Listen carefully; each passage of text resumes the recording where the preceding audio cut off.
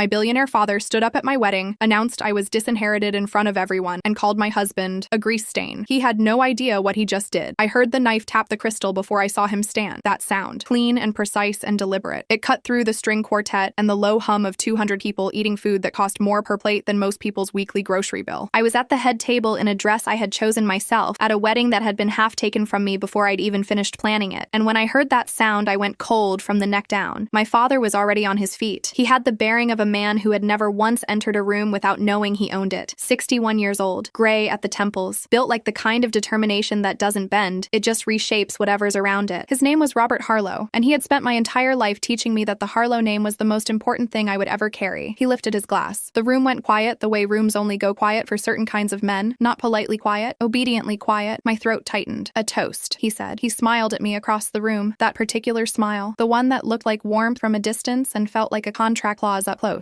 To my daughter and her, he paused, held the pause exactly long enough. Husband. Cole was sitting at the back of the room, not beside me, at the back, under a hand-lettered placard that read, "Guest, not groom," which my father's events coordinator had placed there 2 days before the ceremony when she reorganized the seating chart without telling me. I had found out an hour before walking down the aisle. There had been no time to fix it. My father had known that. I watched Cole's face from across the room. He was still, the way he was always still. Not tense, not performing calm, just genuinely unhurried. He held his glass without lifting it. I had one hope, my father continued, that Nadia would carry our name forward with someone worthy of it. Someone who understood what this family represents, what it took to build. He looked around the room at the people who nodded because they were paid to nod, or because they owed him something, or because they'd been doing it so long they'd stopped noticing. Instead, she chose a grease stain. The room made a sound, not laughter, something worse. That involuntary exhale of people who are uncomfortable and trying not to show it. Phones came up. I saw at least a dozen screens catch light. As of today, my father said, his voice still perfectly even, Nadia is no longer a Harlow in any way that matters. No inheritance, no trust fund, not one share of anything I have built. He raised the glass higher, to the happy couple. Some people drank. Some people didn't know what to do with their hands. And then Cole stood up, slowly, unhurried, the way he did everything. He buttoned his jacket. He'd worn a dark navy suit, simple, perfectly fitted, no tie, and he faced my father across that enormous, ridiculous room, and he smiled. That smile stopped my breath. It wasn't anger. It wasn't embarrassment. It wasn't the smile of a man who'd been humiliated in front of 200 strangers and was trying to hold it together. It was patient. It was the smile of a man looking at a clock, knowing exactly what time it was. "Thank you for the toast, Mr. Harlow," Cole said. His voice carried easily without strain. "We don't need it." My father laughed. "Too loud, too fast. You rent a hangar." Cole nodded once. "Best money I spend." Near the windows, a man in a beautifully cut charcoal suit set down his fork. He rose from his chair, just slightly, just enough, and inclined his head toward Cole. A small, deliberate gesture. The kind of gesture you'd offer a superior. My father's eyes tracked to him, and I watched him try to place the face and fail. For just a moment, one flickering instant, something cracked in my father's expression. A hairline fracture. There and gone. "You'll understand my work soon enough, sir," Cole said, still looking at my father. "Everyone does eventually." Then he sat back down, reached under the table and found my hand, squeezed it once, firm and steady. I didn't know what I know now. I didn't know who Cole Haywood actually was. I didn't know what was coming in 6 weeks. I just knew that the squeeze of his hand in mine felt like the first solid thing I'd stood on in years, and I knew that whatever my father had just done, he had done it without understanding what he was swinging at. That was the beginning of the end for Robert Harlow. It just took a while to arrive. My name is Nadia Harlow, or it was. I'm 33 years old and a licensed structural engineer, which means my whole professional life is about understanding where the load-bearing elements actually are, and what looks like a wall versus what actually holds the ceiling up. I've been making that distinction in buildings my whole career. I just took too long to make it about my own family. I grew up in Beaufort, South Carolina, in a house that had 11 bedrooms and a dock and a name. People called it the Harlow House like it was a landmark. My father had built his empire from a single inherited parcel of coastal land in the late 80s, leveraging it into a portfolio of luxury resort properties that now stretched across 2 states. Harlow Coastal Group. If you've stayed at a high-end resort anywhere on the Carolina coast in the last 20 years, there's a reasonable chance my father's name is on the title somewhere. My mother left when I was 9. I don't know all of it even now. What I know is that there was a settlement, a non-disclosure agreement, and a handwritten note she left on my dresser that said she was sorry, and that I was the best thing she'd ever done, and that she hoped I would find my way to happiness by a road she hadn't been strong enough to show me. I didn't see her again until I was 26. By then she lived in Portland and had remarried and had 2 sons I'd never met. We have a relationship now, a careful one, but that's a different story. After she left, it was my father and my sister Petra and me. Petra is 4 years younger than I am. She has our father's gift for reading rooms and positioning herself favorably within them. She is very good at being loved by the right people. I always admired that about her and was never quite sure if I envied it. I went to NC State on my own merits. I'd wanted that specifically, to earn something that had my name on it and not his, and graduated near the top of my structural engineering class. I went to work for a mid-size firm in Raleigh and did good work. My father tolerated this phase of independence the way a man tolerates a child's tantrum, with the patient certainty that it would end and things would return to the natural order. The natural order, as he saw it, was this: I would eventually marry someone from his world, someone with a last name that opened doors, someone whose family and our family could build something together. He'd had someone in mind for years. His name was Preston Devereaux, third-generation Carolina real estate, and my father talked about him the way he talked about a good piece of land, assessed, valued, and already allocated. I was not interested in Preston Devereaux. I never had been. But in my family, disinterest was a phase you were expected to grow out of. I met Cole on a Tuesday morning in early October, 2 years before our wedding. My firm had been contracted to assess a decommissioned military hangar at a small airfield outside of Goldsboro. Old structure, complicated history. A client who wanted to know if the bones were worth saving or if the whole thing needed to come down. I spent 3 hours in there with a flashlight and my notes, crawling the trusses, checking every weld I could get eyes on. When I came back down, a man in coveralls was watching me from near the main doors. He had the look of someone who'd been around that building long enough to have opinions about it. That plate on the eastern truss, he said. No introduction, no preamble. It's been lying to inspectors for about a decade. I looked at him. Show me what you see, he said. I went back up. I showed him what I saw. He told me what he saw. He was right twice and wrong once. And when I pointed out the once, he said, "You're right. I was off," without any of the flinching or repositioning that men sometimes do when a woman corrects their technical assessment. Just, "You're right. I was off." We talked for 2 hours in that hangar. I don't know when the conversation stopped being about the building and started being about everything else. But at some point, he asked me what I would build if nobody was paying me and nobody was watching. Not what I could build. What I would build. What I actually wanted to make. Nobody in my family had ever asked me that. My father asked what something would be worth. My colleagues asked if something could be done. Cole asked what I wanted to make. His name was Cole Haywood. He said he was a mechanic who rented hangar space at the field. He paid for the assessment in cash. He steered us toward a diner 2 miles up the road. Cracked vinyl booths, coffee that came in mugs that had seen better years, instead of the nicer place I'd noticed on the way in. I ordered the chicken sandwich. He ordered pie and ate it seriously, like it deserved his full attention. I noticed 2 things I filed away without meaning to. First, the pilots at the field had nodded to him in that particular way. Not the easy nod of colleagues, but the slightly too careful nod of people who know they're talking to someone above them and are trying not to seem like they know it. Second, when he paid the check, I caught the corner of a card in his wallet that wasn't a credit card and wasn't a mechanic's loyalty card, and he closed the wallet before I could read it. I filed both things away. I didn't ask. We saw each other 5 more times before he kissed me. Each time at the airfield or the diner, or once on a walk along the creek behind the field where the light came through the willows and slats and everything smelled like moving water. He never pushed. He never performed. He just kept being exactly what he'd been in the hangar. Direct, curious, genuinely interested in what I thought about things. He proposed 4 months later. In the hangar, which had by then been assessed and cleared, and was waiting for its renovation. No box from a jeweler's. He'd machined the band himself on a lathe in his workshop. Titanium. Simple. With a slightly imperfect seam where the join was. "I can't give you the life they planned for you," he said, "but I will never make you small." I said yes before he finished the sentence. My father had me investigated before I told him Cole's last name. I don't know exactly when he commissioned it, but I know that 3 days after I called him to say I was engaged, I was summoned to the executive floor of the flagship Harlow Resort in Hilton Head. His assistant had called my phone. Not him. His assistant. He had a folder on the desk when I arrived. Slim, cream-colored. He opened it without looking up. "Cole Haywood," he said. 38 years old. Rents a hangar space at a regional airfield in Wayne County. Drives a 12-year-old truck. No real estate, no portfolio, no family connections worth the ink. He closed the folder. "This is what you're walking away from everything for. He's a good man," I said. "Good men don't build legacies. They get hired by the men who do." He leaned back in his chair. "Harlows don't marry mechanics, Nadia." He said it the way he'd have said it about a zoning law. Not mean exactly. Just factual. As if the world had an operating structure, and he was simply pointing out where things went. I told him I was marrying Cole regardless. He nodded slowly. The way he nodded when a deal was going somewhere he hadn't anticipated, and he was already recalculating. "Then you should understand what that means," he said. "Practically." I found out what it meant practically over the next 2 weeks. My credit cards, the ones tied to the family accounts, declined simultaneously on a Thursday afternoon. I was at a gas station outside Raleigh and had to call my bank to understand what had happened. They explained that the primary account holder had closed my access. The primary account holder. That was my father's phrase. I was sure of it. Not my daughter. The primary account holder. The stipend he'd been depositing into my account since I graduated. $1,200 a month, which I'd always thought of as a safety net but now understood had been a leash. Stopped. No notice. Just gone. My phone started getting texts from people I'd known my whole life. "So sorry, Nadia. Daddy does business with your father. Can't really, you know how it is." I received 11 of those messages in 4 days. 11 people who had come to my birthday parties, who had known me since I was in braids and patent leather shoes, who had eaten at our table relatable dozens of times, and who evaporated when the man who signed the checks stopped endorsing me. 28 years of my life. Reduced to 11 apologetic texts. I sat with that for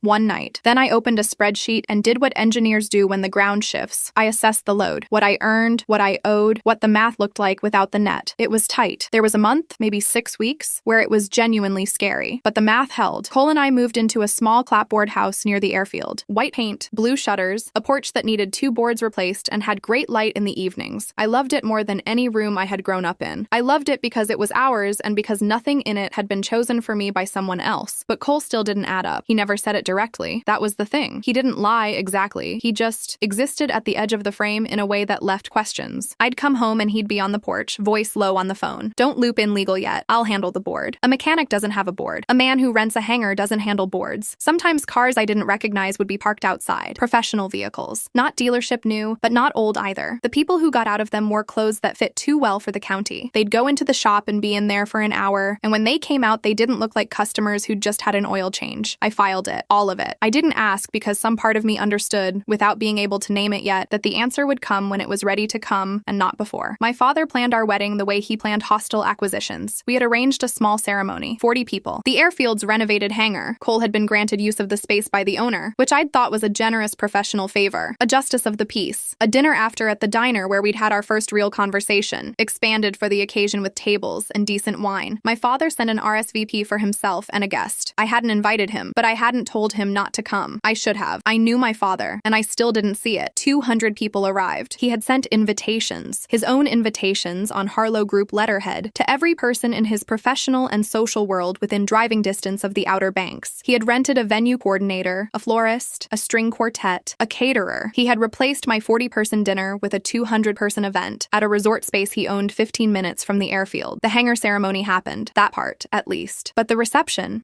had been colonized. Cole had been assigned a table at the back of the room under a hand-lettered placard, guest, not groom. I found out about the seating chart from my sister Petra, who had seen it during setup and texted me a photo at 11:47 the morning of. I was already in hair and makeup. The ceremony was at 2. There was nothing I could do in 2 hours that wouldn't become a public scene and hand my father exactly the narrative he wanted, that I was unstable, that this was chaos, that I was in over my head. So I walked down the aisle. I said my vows to Cole in the hangar, under the trusses we'd argued about 3 years earlier, while my father sat in the 3rd row with Preston Devereaux beside him like an unused option he still hadn't fully let expire. The ceremony was ours. 20 minutes of exactly what we'd meant to have. The reception was his. I'd noticed the older man near the windows during the cocktail hour. He arrived alone, declined the champagne when the server offered it, and spent most of the early part of the evening standing near the perimeter of the room in that particular way that men with genuine authority sometimes stand. Not working the room, just watching it. His suit was charcoal, beautifully cut, the kind of tailoring that doesn't call attention to itself because it doesn't need to. He was perhaps 70, silver hair, trimmed close. He had the posture of someone who had spent a great deal of his life on planes and had learned to carry himself well in any room he landed in. He'd spoken to Cole briefly during cocktail hour. I had seen it from across the room. Cole's face opening into genuine warmth. That particular warmth he reserved for people he actually respected, not the pleasant professional warmth he used for everyone else. They'd spoken for perhaps 3 minutes. Then the man had moved away, and Cole had come to find me, and I'd forgotten about it in the chaos of the seating disaster. I found out later that his name was Everett Parrish. I found out later what that name meant, but I'm getting ahead of the story. After my father's toast, after the knife on the crystal, after the grease stain, after the disinheritance announced to 200 people with phones out, there was a moment of suspended quiet in that room that felt like the entire building holding its breath, and then Cole stood up. I have thought about that moment many times in the years since. The particular quality of how he moved, not rushed, not performing confidence, just present. He buttoned his jacket. He looked at my father the way you look at a problem you've already solved and are watching catch up to its own conclusion. My father laughed after Cole's response. Too loud, too fast. A fraction of a second off the beat of real amusement. You rent a hangar, my father said again. Best money I spend, Cole said. Just that. He sat down. He took my hand under the table and squeezed it. I looked at his face and saw something I hadn't seen in him before. Or maybe something I'd seen but hadn't named. There was a quality in his expression, in the set of his jaw, in the stillness behind his eyes, that was not patience. It was something you could mistake for patience until you understood the difference. It was a countdown. I spent the rest of that evening in a controlled kind of refall, smiling at people I didn't know, thanking them for coming to an event I hadn't thrown, eating food I hadn't ordered. My father held court on the far side of the room for 3 hours, and several people came to me with versions of the same speech. I'm sorry, Nadia, you know how he is. He just wants what's best. He'll come around. I nodded each time. I did not say what I was thinking. We left at 10, drove home in Cole's truck with the windows down and the spring air air coming in thick and warm off the fields. I took my shoes off and put my feet on the dashboard. Neither of us spoke for the first 20 minutes. Then Cole said, "How are you?" "I don't know yet," I said. "How are you?" He was quiet for a moment. "I've been waiting a long time for this to be over," he said. I looked at him. For what to be over? He kept his eyes on the road. "I'll tell you the whole thing in a few weeks, when I can." "Cole." "I know," he said. "I know. I'm asking you to trust me for a little longer." I had trusted him for 3 years. I had married him that afternoon. I had watched him stand up in a room full of strangers and face my father with the calm of someone who knew something the rest of us didn't. "Okay," I said. I stared out at the dark fields. "But when it's over," I said, "you tell me everything." "Everything," he said. 3 weeks later, I found a folder in the filing cabinet in Cole's office. I wasn't snooping. I want to be clear about that, not because it changes anything, but because it's true. I was looking for the warranty documentation on the washing machine, which had developed a noise and whose paperwork Cole had said was in the second drawer of the filing cabinet in his office. The second drawer. I opened it and immediately saw that it was not the right drawer. Wrong contents, wrong folders, and as I started to close it, my eye caught a name on a tab, Harlow Coastal Group. I stood there in Cole's office for a moment, then I pulled the folder. It was not a short folder. Inside were documents, corporate filings, correspondence, financial projections, an organizational chart, meeting minutes. The meeting minutes were from a board of directors, not a homeowners association, not a mechanics union, a corporate board of directors. The letterhead at the top of the minutes read, Haywood Aviation Holdings, LLC. I sat down on the floor of Cole's office and read for 40 minutes. Cole Haywood was not an aircraft mechanic. He was the founder and primary shareholder of Haywood Aviation Holdings, a private aviation infrastructure company operating across 14 states. They built and managed private airfields, FBOs, maintenance facilities, and aviation technology systems for high-net-worth clients and regional operators. They had been in operation for 11 years. The company's last assessed valuation, per a document dated 8 months prior, was $240 million. The hangar wasn't rented space. He owned the field. He owned 3 fields. He'd been expanding into a 4th when we met. The board correspondence in the folder included a proposal, dated 14 months before our first conversation, from Harlow Coastal Group, my father's company. The proposal was for a joint venture. My father had identified a gap in the luxury coastal resort market, private aviation access, high-end clients who wanted to fly in and out without commercial airport friction. He'd spent 2 years trying to find the right infrastructure partner. He'd landed on Haywood Aviation Holdings as the obvious candidate. He'd sent a proposal to Cole personally. Cole had declined it. The letter was 2 paragraphs: professional, courteous, definitive. Mr. Harlow, thank you for your interest in a partnership with HAH. After careful consideration, we do not believe this arrangement aligns with our strategic objectives at this time. We wish Harlow Coastal Group continued success. 14 months before Cole came to assess my firm's work at the Goldsboro hangar, I read that letter 3 times. I sat on the floor of my husband's office and felt the architecture of the last 3 years rearrange itself around me. Not collapse, rearrange, like an optical illusion snapping into focus. Cole had known who my father was before he ever met me. He hadn't known who I was. I was sure of that. I had to be sure of it. And everything I'd seen in 3 years told me it was true. I was Nadia, who worked for the structural engineering firm. I was the woman in the trusses with the flashlight, the one who argued back and was right and wrong and admitted the once. But he had known the name. When I called him into the office that night, he was in the kitchen, making dinner, something with garlic that smelled extraordinary, and I held up the Harlow Coastal Group folder. He turned off the burner and sat down at the kitchen table and told me everything without me having to ask a second time. His real name, his full name, was Coleman Haywood Parrish. Everett Parrish, the man at our wedding who had risen from his chair and inclined his head like a salute, was his uncle, his mother's brother. The man who had started the original aviation maintenance company that Cole had taken over at 26, restructured, and built into Haywood Aviation Holdings over the following decade. He had lived quietly. That was deliberate. The truck, the coveralls, the diner, the titanium ring machined on a lathe, not performance. He genuinely preferred it. He'd been raised by people who believed that the loudest thing in the room was rarely the most important thing in the room, and it had shaped how he moved through the world. He had been at the Goldsboro airfield that morning because the assessment my firm was doing was on a property he was considering acquiring. He hadn't known which engineer would be sent. He'd expected to shake a hand, hear a report, and leave. Instead, he'd watched a woman go up into the trusses with a flashlight and argue with him about a load plate and be exactly right. And he'd thought, without planning to, what would you build if nobody was watching? He'd declined my father's partnership offer because he'd done his research and knew exactly what working with Robert Harlow looked like. The man had a pattern: approach smaller operators, structure deals with favorable terms that slowly shifted, leverage the resort brand to crowd out the partner's own negotiating position until the partner was functionally an employee of the Harlow operation, rather than an equal. 3 different operators had gone through that cycle in the preceding decade. Cole didn't want any part of it. What he hadn't planned was meeting me, and what he hadn't told me until that night at the kitchen table was that 6 weeks after our wedding, he had a scheduled meeting. A meeting that had been arranged before we'd even gotten engaged, with a consortium of investors who were putting together the largest private aviation development in the Southeast. A project that would require require, among other things, coastal infrastructure access. Harlow Coastal Group had submitted a proposal to be considered as a potential real estate partner in that consortium. Robert Harlow was going to be in that room. Cole was going to be the one deciding whether he got a seat at the table. He had known this since before the wedding. He had known it during the toast. He had known it when my father called him a grease stain in front of 200 people with phones out. He had known it when he squeezed my hand under the table. That was the countdown. The meeting was in Charlotte, 6 weeks after our wedding, a private conference facility in Uptown, the kind of place with no visible signage from the street and a check-in process that ran on prior arrangement only. I know this because I was there, not in the room, not the main session, but in the building, in the anteroom where the principal's guests waited, because Cole had asked me to come and I'd said yes, without fully understanding why until I was sitting there. He went in at 9 in the morning in a navy suit, same shade as the wedding I noticed, and a white shirt and no tie. He was carrying a single portfolio. He didn't look like a man walking into the most important meeting of his business life. He looked like a man going to check on something he'd already handled. My father arrived at 9:20. I saw him from the anteroom window. He came in a town car. He was dressed in his full register, dark suit, pocket square, the Harlow Group pin he wore on every professional occasion. He looked like money moving through a space, confident and continuous. He did not see me. I sat with my coffee and waited. The meeting ran until 12:40. Cole came out first. He found me in the anteroom, sat down, loosened his collar. He didn't say anything right away. I waited. He's not getting the deal, Cole said. Did you do that, or did the numbers do it? Cole looked at me. The numbers did it. His proposal had favorable structure for Harlow Group and unfavorable structure for everyone else in the consortium. The other principals saw it. I just didn't talk them out of seeing it. He paused. I did let it go longer than I could have, he said. I wanted him to make the case himself, so the record was clear. And is it clear? Very clear, he said. My father came out of the main conference room at 12:55. He was still composed. The composure of a man who hadn't absorbed the full meaning of what had just happened yet, who was still running on the momentum of expecting a certain outcome. He walked into the anteroom. He saw me. He stopped. He looked at Cole. Something moved across his face. Not the hairline fracture from the wedding. Something bigger. A plate shifting. Nadia, he said. His voice had changed slightly. Something careful in it now. I stood up. Cole stood beside me. You knew, my father said. Not to me. To Cole. I knew who you were, Cole said. Before I met Nadia, I'd already declined your partnership. What I didn't know was anything about her. My father looked at him for a long moment. I watched him think. I watched him cycle through the angles. Watched him arrive at the one that mattered. The aviation consortium, he said. Yes, Cole said. You were always going to be in that room. Yes. My father turned to me then. His face had done something I'd never quite seen it do. The certainty was gone. Not the anger. That was still there, under everything. But the certainty. That particular bedrock quality that had never once wavered in 61 years of making the world conform to his requirements. Nadia, he said again, like a question this time. You called my husband a grease stain, I said, in front of 200 people, at our wedding. You announced to the room that I was nothing, that I'd chosen wrong, that I'd thrown away everything that mattered. I kept my voice level. I'd had 6 weeks to figure out what I needed to say, and I wanted to say it cleanly. You thought you were erasing me. You've been trying to erase me for years. Every time I did something on my own terms, every job, every decision, every dollar I earned without your name on it, you treated it like a phase you were waiting out. I took one step toward him. I'm not a phase, Dad. I never was. He didn't speak. He was still the most powerful man in any room he entered, and he was standing in this one and finding out that it wasn't true anymore. I don't want the inheritance, I said. I never needed it. I just needed you to see me, and you couldn't do that. So, Cole said nothing. He stood slightly behind me and slightly to the side, the way he always positioned himself, present, not crowding, letting me have exactly the space I needed. My father left without speaking. The aftermath wasn't clean. I want to be honest about that. He called Petra the night he got back from Charlotte. I know because Petra called me the next morning, and she wasn't calling with an update. She was calling to tell me that she'd refused to do what he'd asked her to do, which was to reach out to Cole's board contacts and suggest that Cole had a conflict of interest in the consortium deal. My father had spent a night processing his humiliation and arrived at the conclusion that the thing to do was to attack the structure of what Cole had built. Petra had said no. She told me on the phone that she'd said, Dad, she's my sister. She'll always be my sister. You can't ask me to do this. And then she'd hung up. I cried for 20 minutes after that call. Not grief, exactly. Relief. The kind of relief that comes when you realize something you'd been afraid to test has held. She came to visit us 2 weekends later. She met Cole on his own terms, in the kitchen, eating pie, talking about something she'd read in the news, and I watched her recalibrate in real time. She drove home Sunday afternoon and called me from the road. He's remarkable, she said. He's so quiet and so completely sure of everything. I told her I knew. My father attempted 3 other approaches over the following months. He filed a complaint with the consortium about the bid process, alleging an undisclosed conflict of interest. The consortium's legal team reviewed it and found no basis. Cole had disclosed his family connection to the group's founder before the process began. It was in the initial filing, which my father apparently hadn't read carefully because he'd assumed Cole Haywood was what he looked like. He contacted the firm I worked for. This one I found out about through my project manager, who called me into his office with a slightly uncomfortable expression and said, I want you to know I received a call from Robert Harlow's office suggesting that your continued employment here might create complications with a potential Harlow Group contract. I want you to know we told them we weren't interested in that conversation. He paused. And we're not interested in the contract either. I bought him a coffee the next morning. Best coffee I ever paid for. The third approach was the one that hurt the most. Not because it worked, but because of where it came from. He called my mother. I don't know how he got her number. I don't know what he said to her exactly. What I know is that she called me in tears on a Wednesday night, apologizing for something she hadn't done. And I spent an hour reassuring her that whatever he'd said was not her responsibility to manage. She was frightened of him still. Even after 24 years, he still had that particular gravity. I called him the next day. I said, don't contact my mother. Don't contact my employer. Don't contact anyone in my life again without going through me first. I said it the way I'd say a load specification. Exact weight, exact tolerance, no room for interpretation. He was quiet for a moment. You're very much like me, he said. No, I said. I'm not. That's the whole point. I hung up. We haven't spoken since. That call was 14 months ago. It is the longest we've gone without contact in my entire life, and I won't pretend it doesn't carry weight. He is my father. He gave me things I don't have words for. A ferocity about craftsmanship. A bone-deep belief that you should know your work well enough to defend every decision you made. I use those things every day. They are genuinely mine. What he could not give me was the thing that mattered most. The space to be something he hadn't designed. Cole and I are in Raleigh now. We bought a house 2 years ago. 4 bedrooms, a workshop for Cole, a study for me with enough natural light to work by. We replaced the porch boards from the old clapboard house and brought them with us. They're in the workshop. Cole keeps saying he'll make something from them eventually. I believe him. The consortium deal closed. Haywood Aviation Holdings is the infrastructure backbone for what is now the largest private aviation network on the East Coast. Cole is in meetings that would have stunned my father, not because of their scale, but because of who's in them and because of who's running them. My name is Nadia Haywood now. I chose it. Not because I was required to, not because it was expected, but because it felt like the right load-bearing element, the one that actually holds. I think about my father more than I expected to. I think about the version of him I needed, the one who would have come to a 40-person ceremony at an airfield and eaten bad catering and met Cole over cracked vinyl and realized over 2 hours that his daughter had found something real. That version of my father would have been late to see it, would have been resistant, would have needed convincing, but he would have gotten there. He just couldn't get there. That's the part I'm still learning to set down. What I know, finally and completely, is this. He stood up at my wedding and announced that I was nothing. And he was wrong, but not in the way he found out about in Charlotte. He was wrong long before Charlotte. He was wrong the moment he looked at the person I'd chosen and saw only the coveralls. He thought the grease stain was the man. He couldn't see that the grease stain was the proof, that Cole worked on things with his hands, that he knew the mechanical truth of how things functioned, that he could look at a load plate that had been lying to inspectors for a decade and see exactly what was wrong and say so without preamble. That's who I married. A man who sees the actual load-bearing elements. A man who told me I could build whatever I wanted to build and meant it structurally, meant it in the bones. My father stood up at my wedding to take everything from me. He had no idea what he was looking at. He still doesn't. And I have stopped waiting for him to see it.